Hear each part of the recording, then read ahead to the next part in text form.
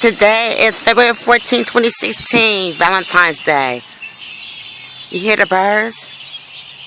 Look at them two up there, the two doves. You hear them? Those my birds. Well, they got birds, but they come and visit, and I feed them every day. It's more than that, but I was just sitting here listening when I give in. Get bombing them out here, their little doggy break. And listen to the birds, and listen to how they sound. So happy and joyful and love. Look at them two up there. I don't know if you can see them two right up there. In love with a pair, a couple.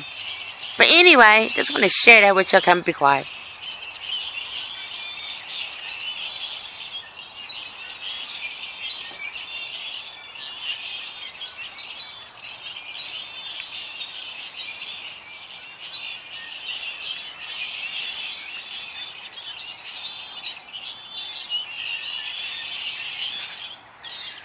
Alright.